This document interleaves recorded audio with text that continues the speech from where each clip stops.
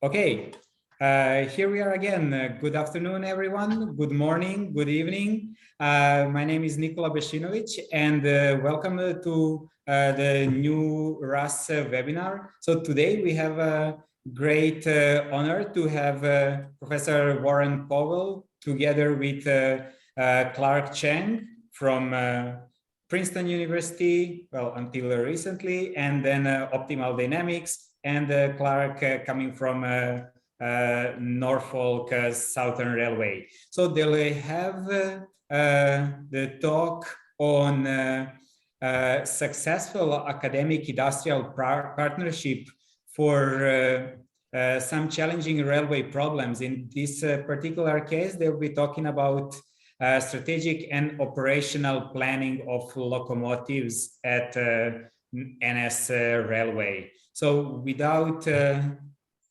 wasting more time, I would give a floor to Warren first.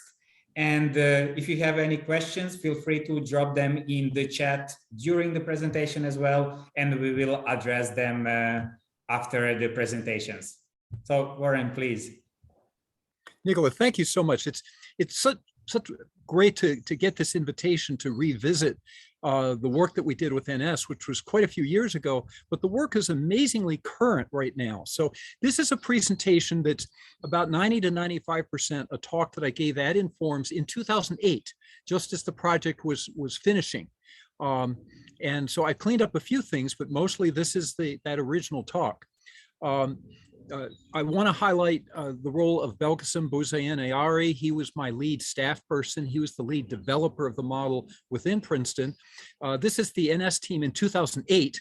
And one of the things I'm hoping to get from Clark is it's been a long list of people who've contributed to the project, but Clark has been the single person within NS who's kept the project going. And I'm just tickled pink to have him in on the talk.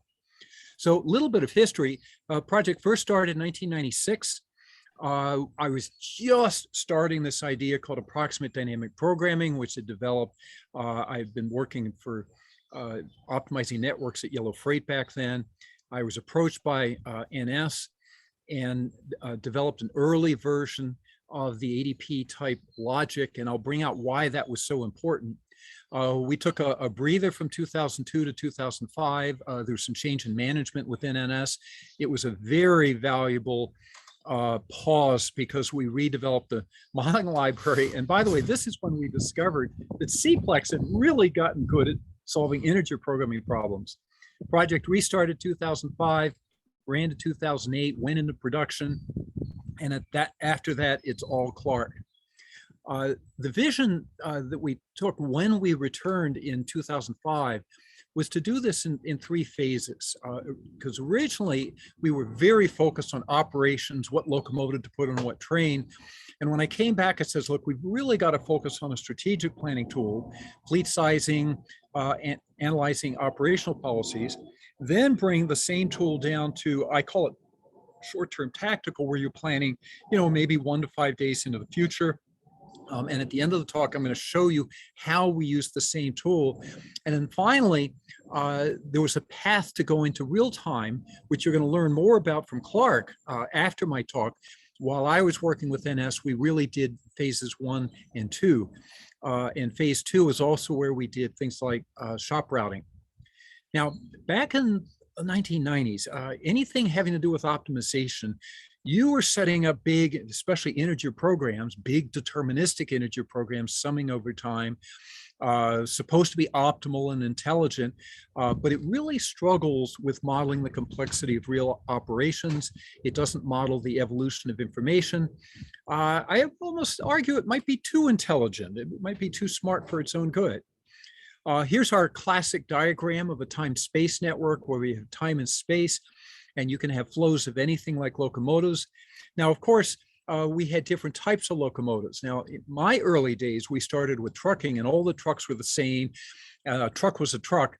But railroads, locomotives are not all the same. In the very beginning of the project, we said, okay, there's roughly 4 types of locomotives having to do with the tractive effort and the horsepower.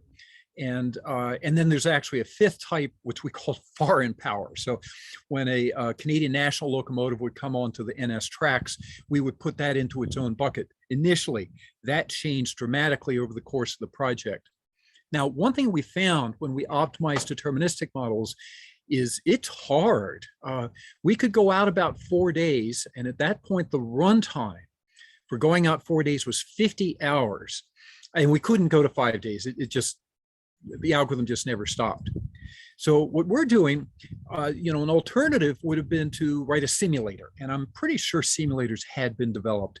Now, the idea of a simulator is you step through time and then you have some sort of simple rules for, whatever it is you're doing, in this case, assigning locomotives to trains.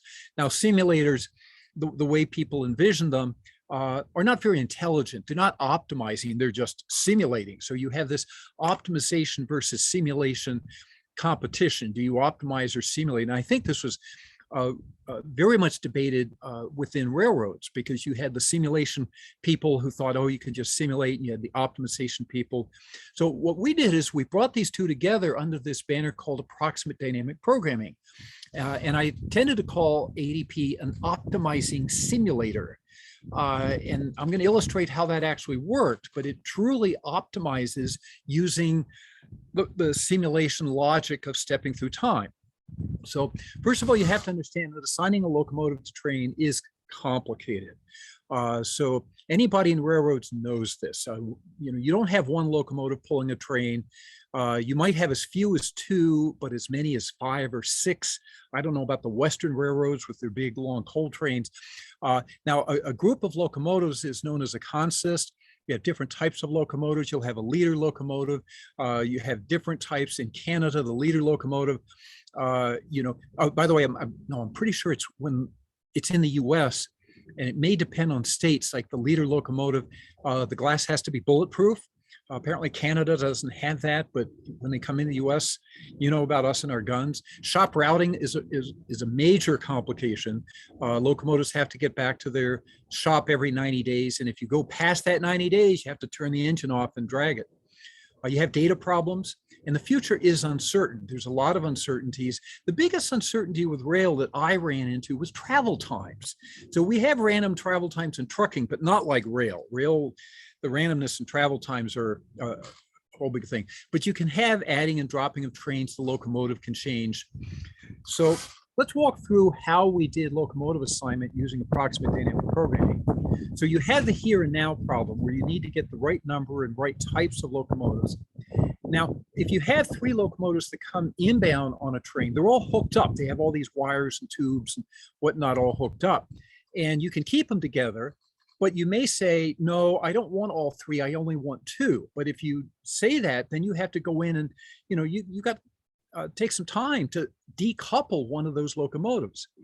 Now, you also have to think about, where do I want power? Do I want to hold it in the yard, or maybe a train that needs 2 locomotives, but I'll put on 3 because I actually want to send that 3rd locomotive to another yard. You have to consider getting locomotives to shop. That's a big issue. And there's transit time delays can be significant, and you may be counting on these 3 locomotives coming inbound on one train, but if that train arrives late, now you don't have the locomotives. So here's our classic large multi-commodity integer programming problem that was consuming the transportation optimization community, especially back in the 1980s and 90s. With ADP, we don't solve one big problem. We solve lots of little ones. We'll solve a problem of locomotives here at time t, and then we're going to use value function approximations. These are approximations of the value of locomotives in the future. So here is a subproblem. So let's say I'm in Atlanta and I have a group of locomotives and I have 3 trains. Now the trains are going to go to various yards. So two trains are going to the Baltimore yard, and a 3rd train is going to Jacksonville. So, sorry, I have to go into Jacksonville. Now, what we're going to do is we're going to, we have to solve this assignment problem. Now, we need to get the right number of locomotives on each train. And if I have three locomotives that came together. So those three blue locomotives would be called a consist because they came in together on the same train. But possibly I only want two of them to go to that first train, and I want to pull the third one off and send it to the second train. So that would be breaking up the consist, and that does not come at zero cost. Now, we have a train reward function. Now, the train reward function captures the value of putting horsepower on a train. Now, what we'll have is a minimum horsepower. Below the minimum, you can't move the train. And then there's a goal horsepower. And the advantage of the goal is as you hit the goal, the train can move faster. You know, the minimum, the train can move, but it may not be moving quite as fast. Now, over the goal, it's okay to go over the goal. That's where you're repositioning. So now we put a downward bonus to say, well, there's sort of an artificial penalty that discourages it, but it allows it. And so if you really need it, the downward penalty from putting too much power is always way less than the upward bonus of covering either the minimum or the goal. So what we'll have is now we're going to have the downstream value. So at each of the two downstream yards, Baltimore and Jacksonville, we're going to have locomotive buckets. So those three rectangles are for the different types of locomotives. So for example, if we assign a locomotive from that first train,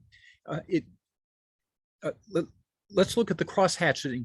If you have that diagonally crosshatched locomotive on the first train and diagonally crosshatched locomotive on the second train, they both come together in Baltimore and go into the same train bucket because they are the same type of locomotive.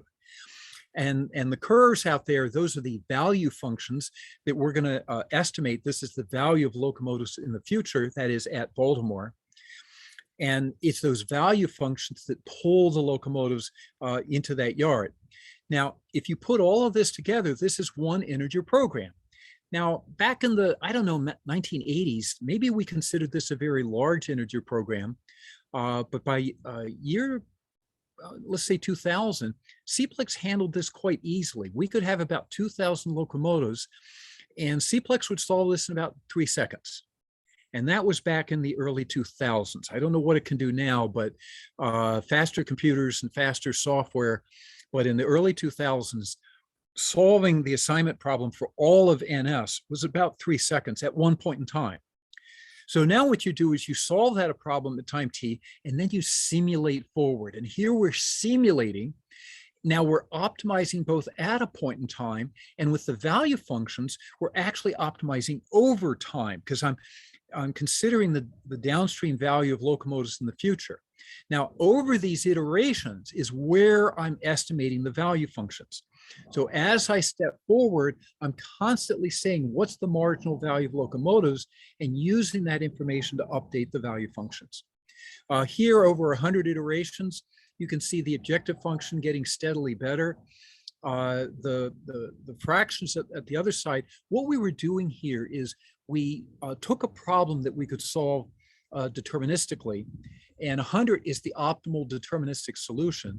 So you see that we're getting around 99.5% of optimality on a deterministic problem. You can easily handle stochasticity because in every forward pass, you would sample from anything random, such as the travel times.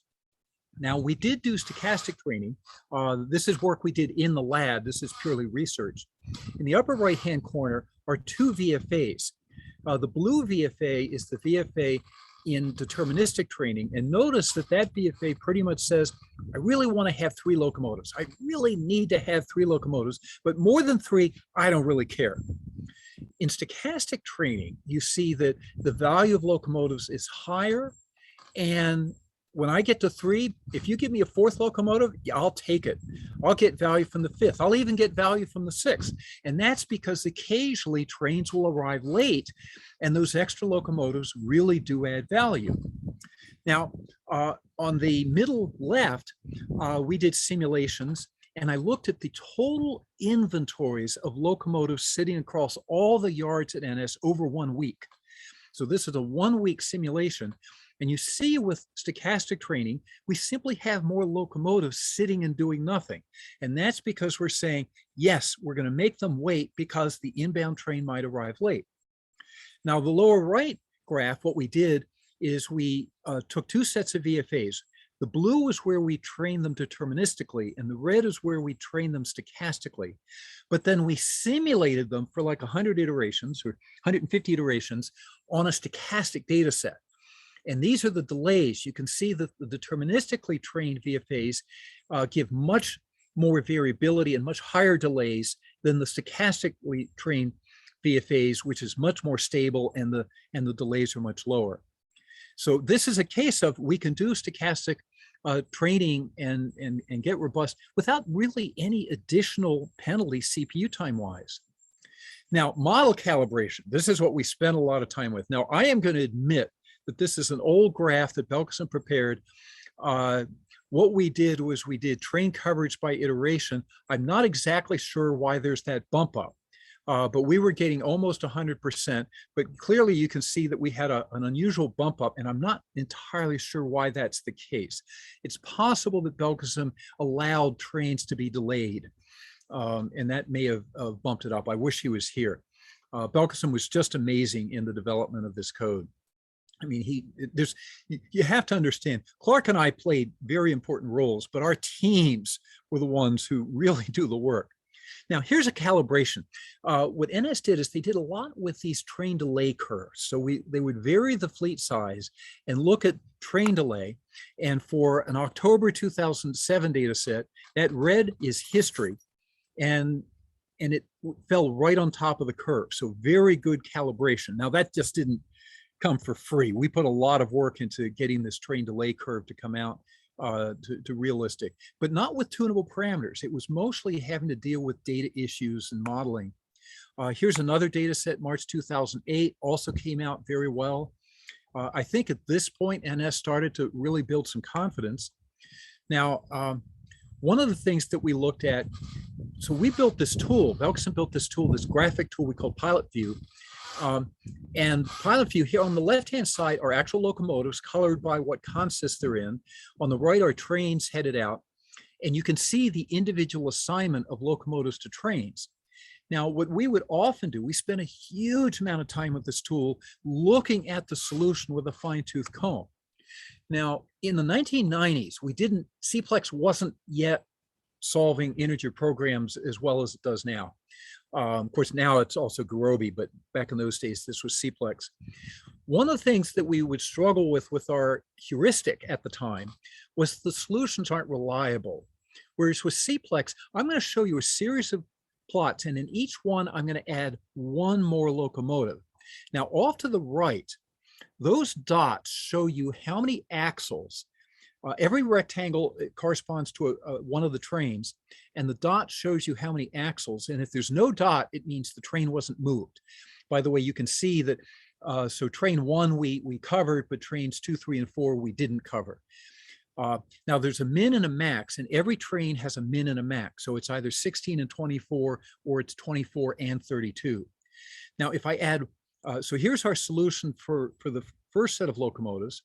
If I add one more locomotive, now notice the assignment score I'm trying to maximize goes up, and it'll always go up. It never goes down, which is not something that you can guarantee with the heuristic. So we had covered, let me see, in this previous one, 5 trains. Here we're still covering 5 trains, but now one of the trains gets a little bit more horsepower. Still covering 5 trains, but now we're covering a different set of 5 trains. Now I've moved to one of the trains that needs 24 to 32 axles, and I've dropped the train that only needed 16 to 24. I have a feeling that the value of moving that other train was probably higher. Now, as I add one more locomotive, now I'm covering 6 trains, 7 trains, no, it's still 6 trains. Now I'm up to 7 trains. And each time I do this, the assignment score is always getting better. You do not guarantee that using heuristic. This is one of the things I just loved about having CPLEX when they finally conquered integer programs. Now, notice that in the beginning, we talked about having 4 types of locomotives. By the end of the project, we model every individual locomotive. Every locomotive is different. They all have their own characteristics. They have their own horsepower. They have different features. They have different types of glass at the top, whether or not they have a toilet. and the shop routing. Oh, the shop routing was a major issue. Clark will be talking more about that. We can also do what's called, NS calls light engine moves. That's a locomotive moving without a train. Normally, if you move extra power, you put the extra power on an existing train already. You can have yard engine moves.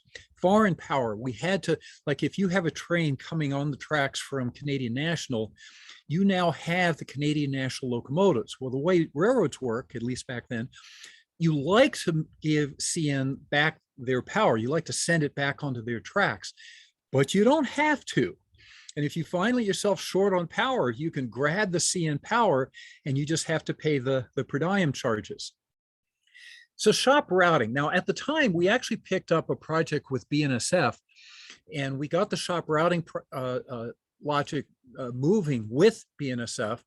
That was really challenging, but then we moved it back to NS. The shop routing logic is a really beautiful piece of logic. I have to give Belgacem a lot of credit. He uses a kth shortest path algorithm so that there's actually a choice of paths to move. And you're trying to get locomotives back to shop, not too early, not too late. And you have to work out connections because you don't just send it to shop. You have to send it on the first train, pull it off the first train, put it on the second train. You know, you can have 2 or 3 trains before you get to the shop. Now, here's a graph where we show history. 0 means we got the power exactly on time. So generally, they're trying to hit their 90-day appointments. With the model, we were able to get them right on time much more often. A nice reduction in power arriving late, which you really don't like, but sometimes it just happens. But you also don't have a lot of power arriving early because that's just wasted resource. You really like to nail that date. Here's, we also modeled shop congestion. So remember, as you're doing this optimizing simulators, you simulate forward, you can actually do a little queuing simulator for each of the shops and see how long the queues are. If we have no penalty on shop backlog, you get the yellow line, so you get some pretty long queues. But we could put penalties. And as we raise that penalty, the shop queues, because we actually can choose which shop to send the power to. So if we see, now every locomotive has a home shop that we would like to send it to, but you know, there's a bonus for sending to home shop, but if the home shop's really congested, we'll look around and say, okay, wow, that doesn't look as good as this other location. Here's a list of all the shop locations. The diagonal, the little pyramids at the diagonal represent how many locomotives were sent to their home shop. Any of the little pyramids off diagonal represent a time when the locomotives was not sent to the home shop. So this is the data we got from history, and this is our model. And you see a nice bump up along the diagonal where we're doing a better job of getting power back to its home shop. So we don't have to, but we try to. Now here's another twist that we were able to handle. We can model the organization of decisions. So we can either optimize across the whole company or 1 yard at a time. So the 1 yard at a time reflects how they actually solve the problem in their dispatch center. Now, what we do, well, not so much. They divide the network into regions, and then there's 1 person per region. But the 1 person per region, although he knows all the regions, he tends to go 1 yard at a time, because when you're assigning a locomotive to a train, unlike truck drivers, you pretty much either can assign the locomotive to a train going out of that yard, or you can assign the locomotive to a train going out of that yard to move it to another yard and then do it. But you're always assigning locomotives to, well, mostly, sometimes you do a light engine move, but mostly you're assigning locomotives to trains right at that yard. Now, I can optimize over the whole company. That's the way it's done in this picture here. The reality is the railroad is divided into regions. The Ds, those are sets of decisions, but they could be called desks. So this was NS dispatch center, and you see each of the desks. I'm sure every railroad has something similar. Each desk is a region. And what we can do is we can actually break up the optimization. So we have the blue region and the purple region. Now notice there's one place where both regions are sending locomotives to the same location. We can do that. There's two different value functions. There's a blue value function and a red value function. So it's not the same VFAs. Now we can optimize, assuming that it's decomposed by desk. And here we're matching history. We've got a good match between the historical delay and the fleet size. If I optimize system-wide, delays go down. It's a better solution. So this is easily implementable, but I thought it was kind of fun that we could actually simulate optimizing desk by desk or system-wide, but we got a better calibration from the desk decomposition. Now, we started in 2002 when we restarted the project, 2005, I'm sorry. In 2005, when we restarted the project, I came back with this vision that you really have to start with strategic planning and then move to more operational and real time, but using the same software. And that's what I want to communicate, because I'm now with the company Optimal Dynamics, and it may work with the trucking industry. It uses exact same architecture. So here's strategic planning. What we did was we started off with all the locomotives at a node in the sky. That's how we call it. So let's say we have three types of locomotives, just for illustration. Say we would have 3 yards in the sky, and then we would optimize, and we would use the VFAs to figure out where we wanted the locomotive to start at the beginning of the simulation. And we would run these iterations over and over again, and the VFAs would tell us how many locomotives to initially start in each of the different locations. Remember, this is strategic planning. We're talking a year to maybe 5 years in the future. Now, when we do in 2008, if you remember 2008, we had a little bit of an economic meltdown.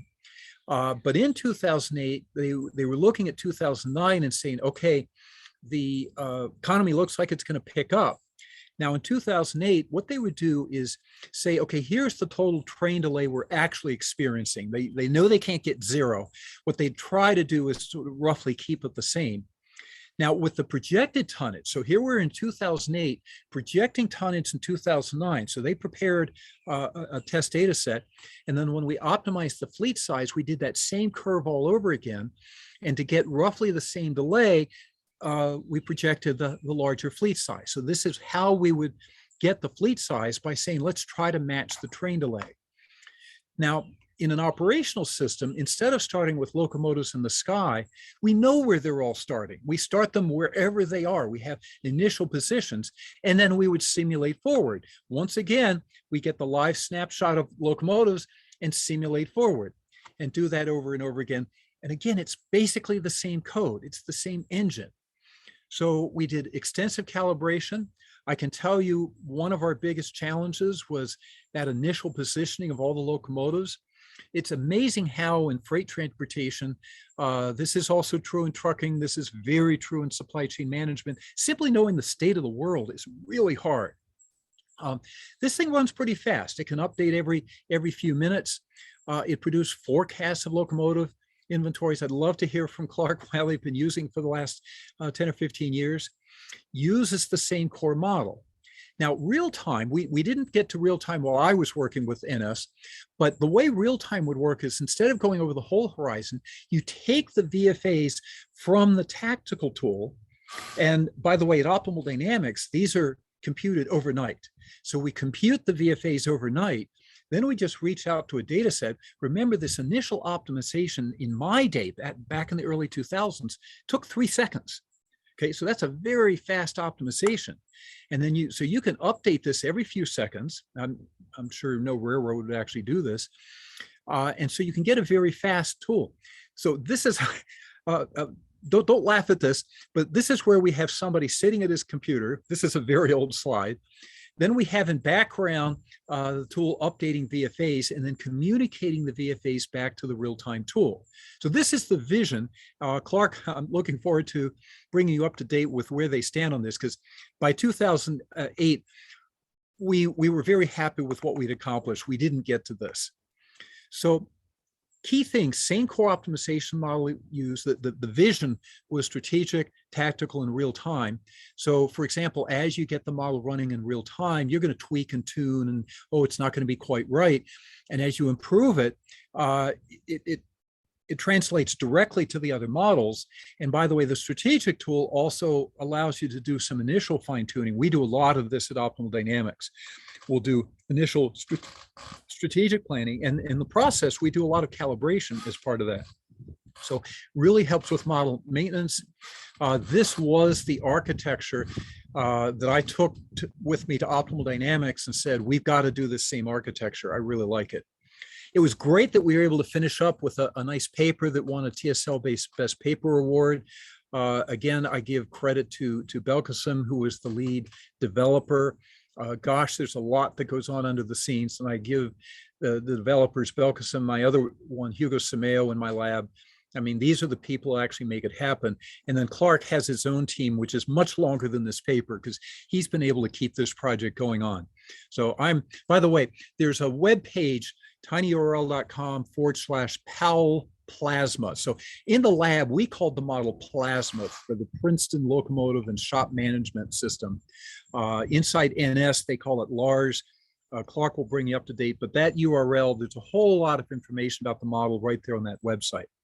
So I'm going to pause here and release my screen and turn it over to Clark.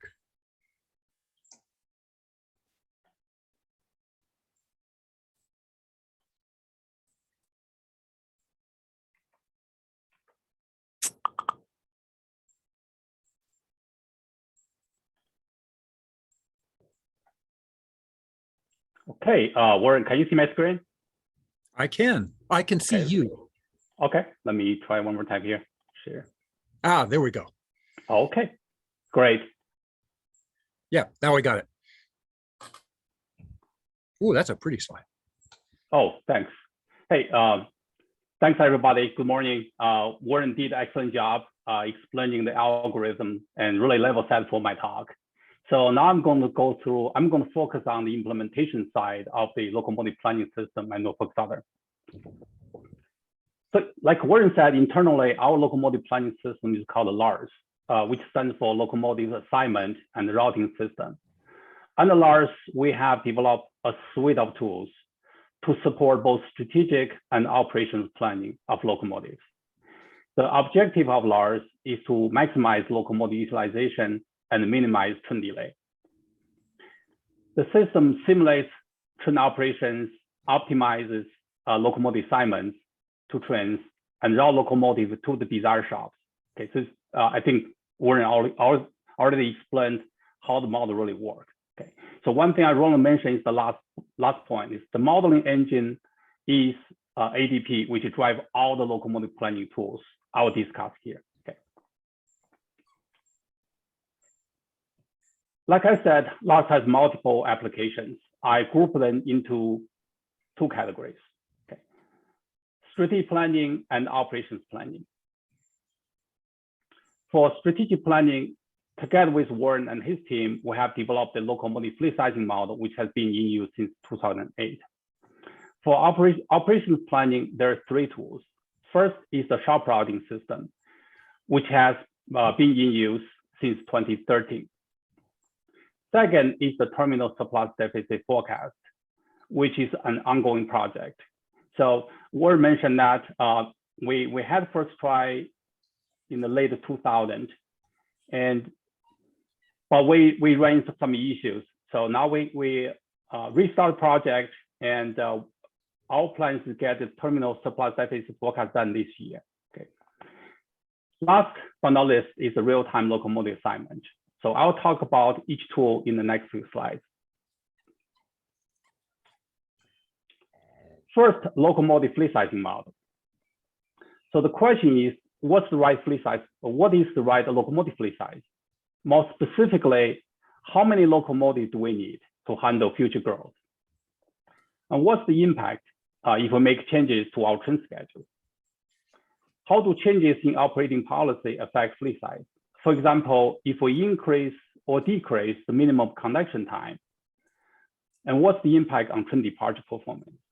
So by the way, the minimum connection time is the duration between locomotive arrival at the terminal and being available for new assignment. The model considers all the business requirements, including network, the physical network, the arcs, nodes, supplies, which is locomotives, and demand, which is the departure trains, and operating plan. So by operating plan, primarily is your train schedule, blocking, and the whole 9 yards of the operations. So the model can also be used for what-if analysis on various variables. For example, we can do what-if analysis on train speed, increase and decrease train speed to see what the impact on the locomotive fleet. And also the service level. If you want to be 90% on time versus 95% on time versus 80% on time, you're going to have different fleet size. So there's really a trade-off between what kind of service level you want to maintain and what kind of fleet size you want to maintain. Okay, so that's definitely some sweet spot, some trade-off there. So move on to the real-time locomotive shop routing. The question is, which train or trains should the locomotive be assigned to? So in order to get the locomotive to the shop on time, not too early, not too late. I think Warren touched on that. One of the things is called FRA due. So based on the locomotive model, the due date could be 90 days, could be 180 days, but it cannot be anytime you beyond the due date, you have to shut down locomotive and tow it to the shop. It's very inefficient. You lost a lot of productivity of the locomotive. Okay. And also Norfolk Southern has multiple locomotive shops. Each shop has its own capacity and capability. So like I said, the shop routing is really for two types of locomotives. The FRA deal, which is a scheduled maintenance. The other is really unscheduled repair. Some locomotives break down, or some locomotives show some symptom of issues. Okay, so the business goal here is really route locomotive to the right shop at the right time. The model is used to optimize locomotive shop routing decisions. Again, maximize the on-time arrival and minimize locomotive downtime. We run the shop routing model every 2 hours. And the model recommendations are generated and made available to the locomotive managers. Also, very important is we monitor the compliance and we share with the business partner, because once you have real-time system, you want to make sure people follow that. Moving on to the two projects we are working on for the next couple of years. First, terminal surplus deficit forecast. Like I said, this is the project we dust off and we restarted, and this time we feel a much better chance we get it done right. The goal is to develop a real-time decision support tool to forecast locomotive surplus and deficit at each terminal in the next 24, 48 hours. We can do as long as we need to, 7 days, 8 days, 28 days. But once you're beyond 2 days, the accuracy of forecast drops dramatically. The forecast is done by looking at the locomotive pipelines. How many locomotives available from the inbound train, how many locomotives released from the shop on site, and how many locomotives required for the outbound train. Okay. So this allows locomotive managers to identify locomotive imbalance at each terminal. Look at, are we short here or surplus there? So they can start doing some repositions, moving the surplus location, moving locomotive from surplus location to the deficit location to balance them out. Okay, so that's what we call the reposition, and they can do this ahead of time. Second is the real-time locomotive assignment. The goal here is to really develop a real-time tool for locomotive to train assignments by matching locomotive supply and demand at each terminal, and based on locomotive type, tonnage rating, and business rules. Eventually, the tool will automate locomotive assignment and free up our locomotive managers so they can handle exceptions, they can respond quickly to the changing environment in operations. Things happen. Okay, so they can plan better. So one thing I really want to mention here is really from optimization to automation is really the natural next step. I know for Southern, automation is really a big thing right now. It's how we use the optimization to drive our automation in different things, like locomotive dispatching, we just talked about here, also crew dispatching, and then move on to other systems. How do you make use the algorithm, use computer model to make decisions, then free people up for planning to handle exceptions. So one of the success factors for us in Norfolk Southern is really our capability to develop cutting edge tools and support these tools after development is done. Here, I will touch on the model implementation and support. First, technology and plan flow. So all the OR tools, including, I'm talking about general, so including all the locomotive tools we just talked about here, it's really have the web-based user interface. So anybody can access this tool anywhere on the system. We're running on the east part of the United States. All these tools running on the very solid production quality AIX and Linux servers. We deploy it in production, made them available 24/7.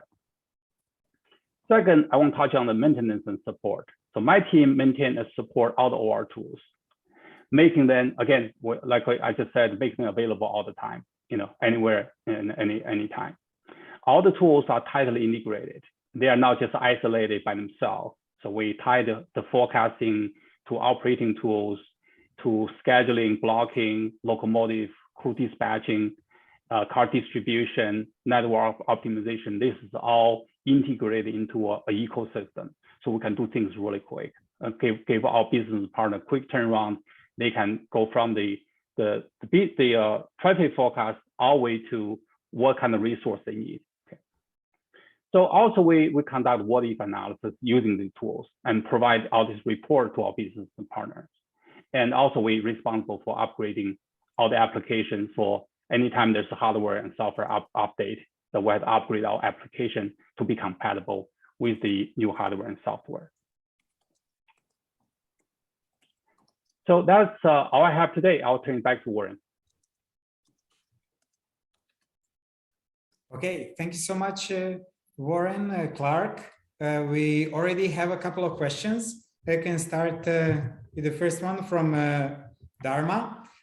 So you have started working on this project well, more than a decade ago, and we even now experience troubles with the data. So could you maybe say what was the experience back then when you started working on data availability and quality related to locomotives, like locations and locomotive types and characteristics? Well, it was an issue. We would have some, one of our biggest problems was simply where the locomotive was. So we'd have a train going out, it needed 3 locomotives, and there was only 2 locomotives at the yard. So then we would have train delay until we could get another locomotive in. No, we were carefully calibrating our train delay versus history, so that would drive up our train delay. Our initial train delays were way higher than what they were getting in history, but that was because of the 3 locomotives. One of them was showing up in a different yard when in fact it was really at the same yard. So those were things that had to be fixed, and I need to emphasize the importance of a tool that we built, and that which I illustrated in my talk, called Pilot View. That was that one with the little boxes and the lines between them. This project would have never happened without Pilot View, so that we could go in and look at individual assignment of locomotives to trains and see things and say, okay, we would have probably our biggest problem was data. Okay, especially back in the 1990s, I think there were still some issues with just where the locomotives are. There was also some issues with getting the right bonuses and penalties. And in the 1990s, when we were still using an integer programming heuristic, every now and then it just didn't work. We just didn't get a very good solution. But I would say 80 to 90% of the times when something was wrong, it was a data problem. Clark, I'm sure things have come a long way since then. Yes, Warren, let me kind of chime in here. So compare with 2008, for the real time, we definitely have much better, we have better data, we have better systems. Now we have what we call DTSR internally. So not trying to use these acronyms. So basically the system can give us where train is at this moment. So we do have the real-time train location data. And also I want to mention that it's really the confidence from our business partners. So once you work with them for a period of time and they really have trust, we're running the strategic model for our business partners. Over time, they really say, this is good stuff. So can you do real time? He said, yeah, sure, because the same model, all I need is getting different business rules and just open up for you. So I think that's really make difference as well. So the data and also the confidence from our business partners. There's a question here about our experience with working with another railroad. My lab did work with BNSF for 4 years, and they came up to my lab, spent 6 months, got the model to the point where they really liked the results, took it back down. But as it moved into production, what emerged is the Western railroads are really different than the Eastern railroads. It's just a whole different style that really would have taken quite a major project. We also, for about a year or so, I think, worked with Canadian National, but this was back during the Hunter Harrison period, and the relationship was so cheap that he never, people higher up didn't even notice that they were funding the university. And as soon as Hunter learned that he was funding an optimization project, he just canceled the project. He didn't want to have anything to do with optimization. But I would say back in my day, we didn't do any real-time optimization. It was strategic, and it was like, the more tactical type of stuff, but we never really got to true real-time. Clark, I think you have some visions about where you want to take the model today on real-time. Yes, we're like presented in the slides. One of the things we want to do next step is really automate the locomotive assignments, so we can free up our locomotive managers so they can do some planning on their side, can make sure we have look at the supply demand and make sure we have the balanced locomotive plan. Okay. Okay, I put in a question. If I can ask my own question from the chat box. But something that really impresses me is, in industry, you get a certain amount of turnover. You've had to maintain a team over a fairly long period of time. Can you share your experience of maintain? Because I have to tell you, you've maintained this model without any input from my group at Princeton.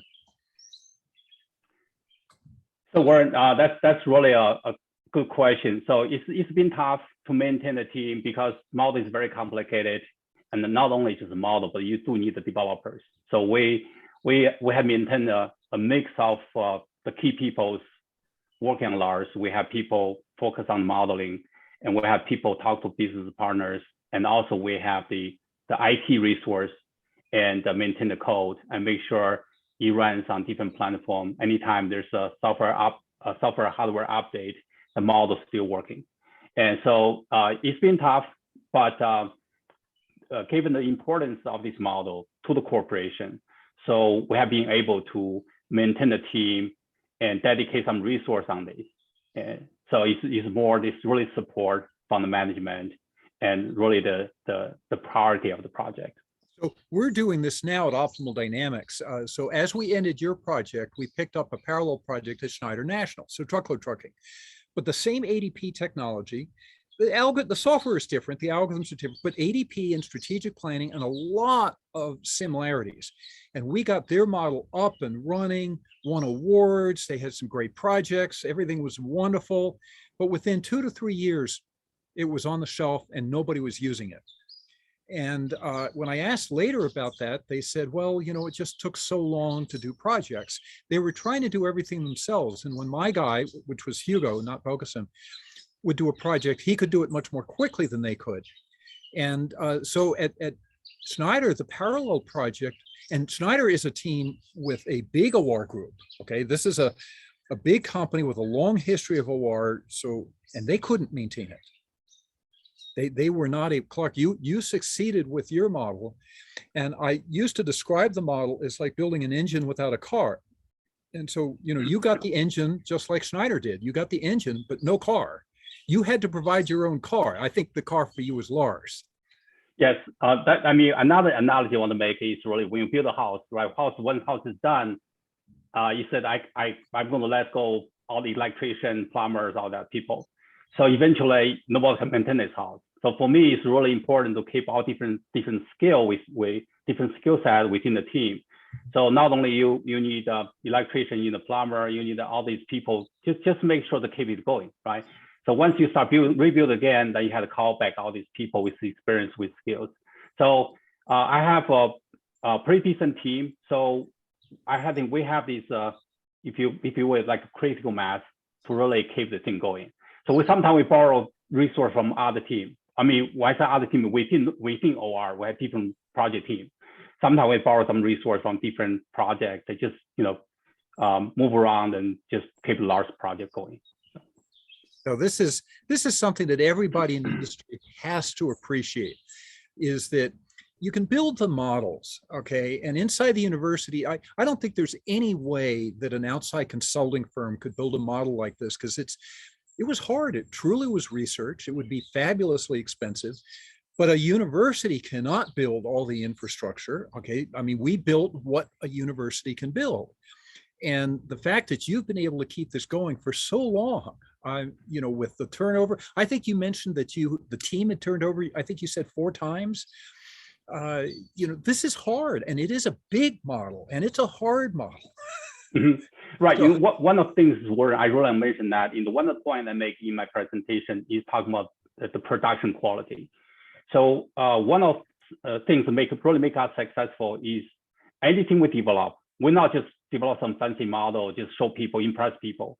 Anything we develop eventually will deploy in production. We check the code into our repository. So anytime we have new people coming in, they will go to the repository, check out the code. So there's really the continuity, because the production quality, all these standards, and to keep the code, keep the application in good shape. Yeah. Because anytime you have a code is laying there for a period of time, it just become obsolete. It's very hard to restart it. So really have to maintain the tool on a daily basis, just keep it going. Yeah, it is great what you have achieved. I have a few more questions here. So one coming from Marty is on measures that NS uses to assess the stability of local demand.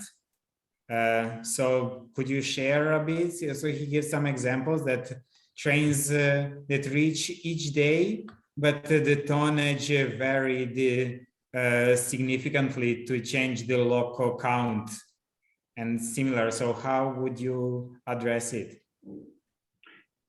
That's one of the challenges you're facing in real time, because each day you run trains that have different tonnage. So within Norfolk Southern, there's a tonnage rating system. So based on tonnage rating, based on train route, they decide how many locomotives you need. So that's why we developed the real-time system. So once we have a real-time system, can help us to say, here's trains I'm going to run trains is 10,000 tons versus 20,000 tons. So what kind of locomotive you need? And when we look at locomotive, we're looking at different types. Do we need a PTC? Do we need a distributed power? And what the territory going? What kind of grade curvature? So that will determine how many locomotives we need. And this real-time system really helped them to make that determination. Yeah, and when it comes to train delay distribution and quality of the estimations, so have you considered the crew in these predictions, and how good results, how accurate predictions could you achieve in terms of demand?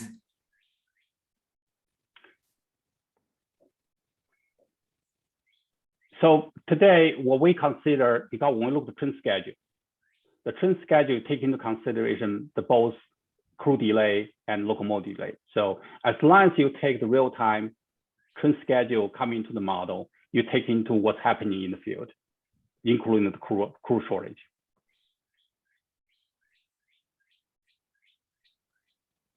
Okay, and talking about real-time scenarios still,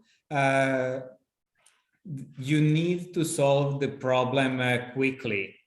And I heard from Warren some pretty short computation times that were at least in the past, but since the model evolved over the past years, where are you with computation times, and what were the limitations?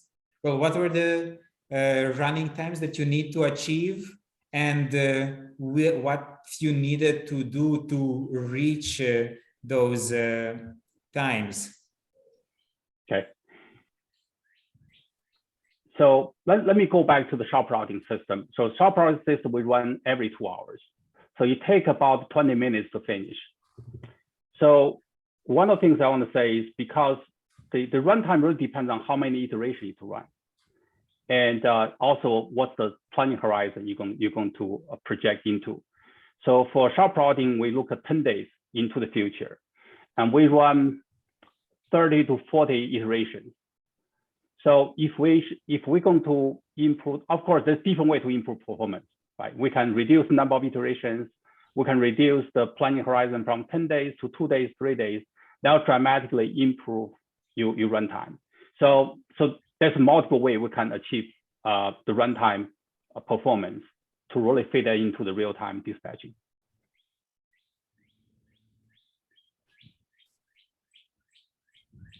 Okay, and then I have a question for Warren. It is about VFAs. So it is from Kaveh. So it seems it's critical for solving local problems. So could you elaborate a bit how VFAs are estimated? So sure. So sorry, I have to pitch my new book, Reinforcement Learning and Stochastic Optimization. Chapter 18 is dedicated to the VFA logic for this project. It's critical. The VFA logic is critical because instead of, I presented the slide where I try to optimize more than 4 days into the future, and the runtimes just blow up. Solving these resource allocation problems, with reusable resources like trucks and trains over long horizons, even deterministic problems, it's just really hard. The ability to just solve a simple problem with a VFA was critical. And that also allowed us to optimize each individual locomotive. So estimating the VFAs. Now, in the beginning of the project, we were using linear VFAs. That is, 2 locomotives is twice as valuable as 1 locomotive. And we were getting good results, but not great results. And I remember in the beginning, we thought things were working well, but we finally had to throw that out and go with the nonlinear, which is what I illustrated in the talk, where the value of each incremental locomotive, there's a curve. And with each incremental locomotive, there's value, but it gets less and less. So nonlinear VFAs are much harder to work with. It took 2 PhD dissertations to work out the technical details, but it was a dramatic improvement. The solution quality was much better. It's hard to do. I've got papers that describe it. There's a lot of details that I didn't even come close to touching dealing with nonlinear VFAs. At Optimal Dynamics with the truckload work, there's reasons why we do everything with linear, but the fact that we were repositioning power, we had to do nonlinear because otherwise we would get instabilities where if we want 1 more locomotive, well, maybe I want 10 more. And you have to say, no, I want 1 more, and I don't mind 2. I really don't need 3, and that's a nonlinear function. So the VFAs were critical. The solution quality absolutely got better as we did training. In fact, Clark, I think does he's very conservative. He trains quite a bit, and he's gotten very patient, but the VFAs were the breakthrough because it allowed us to model every individual locomotive in this optimizing simulator type of technology. Okay, sounds great. And maybe as a small follow-up, how would it cope with sudden changes in demand, whether due to weather or certain bigger Well, that gets built into the schedule. Okay, so it all starts off with a train schedule with estimated tonnages. And Clark, you know more about how to prepare that data. Yes, I would say there's different ways. One of the things we call disruption management. So once you have the sudden like the weather issues or sudden surge of traffic, so there's different ways to handle that. One way is Norfolk Southern, they have a surge fleet. They have some surplus locomotive storage. They can pull it out to handle any kind of surge. And also you can sometimes consolidate trains, combo trains into less train starts, so you have enough locomotives. So there's a lot of different ways in the field to handle some kind of surge like this. I'm going to argue that that's probably an area where you're always going to have a human involved. Yes, that's why you have in the model, like I said, the model may not be able to handle that, because let's say you have sudden surge somewhere and or turning rain to congestion. So that's where you have the locomotive managers coming up to start doing their planning, right? That's why the human beings still need to be there, even though you have a good model there. So somebody asked a question. One of the chat questions that I don't think was asked, but Clark, you even hinted at it. The problem we're now, instead of having all the locomotives at the front of the train, they're now more distributed. Did you have to go in and do any changes in the code to handle that? Very good question, Warren. One of the things we need to enhance business logic is which train requires distributed power, we call it DP. And if a train requires a DP power, so we want to make sure the locomotive assigned to this train, they are DP enabled. So they can do DP, because when you do DP, let's say you have one locomotive in the front, one locomotive in the middle, so they have to make sure they can communicate to each other. So they have to be DP enabled. So that's a new requirement. And that new requirement is PTC. So now railroad implemented PTC. So you have to make sure in certain routes, when the PTC is required, you have to make sure that the locomotive is PTC enabled. So this is the new logic, compare what we did in 2008, 2009. It's really the PTC, the distributed power.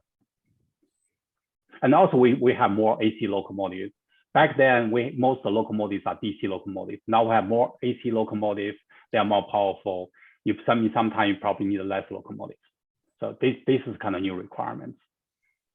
And this is work that your team would have done, incorporating that logic. Yes. Great. And maybe just a quick last question for Clark. It is how often would you reevaluate locomotive fleet size? This is based on business requirement. Anytime there's new forecast coming out, they will require us to do a fleet study. So whether that's a budgeting, or sometimes we've got a new business or a new operating plan. So it's mostly on demand. I would say at least on a quarterly basis, we're going to run the fleet size and feed that information to our business partners in the locomotive planning area. Okay. Well, looking at the time, I think we had a very fruitful hour with a great presentation by Warren and Clark. So I would really like to thank you from the bottom of my heart for great contributions and also for great discussion. I'm quite sure there are a lot of questions that bother people, but we have to end at some point. But I would invite anyone who is willing and has some more to discuss to reach out to Clark and Warren. I'm sure they will be more than happy to continue the discussion. So with this, I would like to thank you all for joining. We continue in July with a new talk from Thomas Schlechte from Germany, and more information will be shared soon. So I'd like to thank you. And if Warren, Clark, or anyone has some more time for more of an informal chat, I would invite you to stay a little longer. Thank you.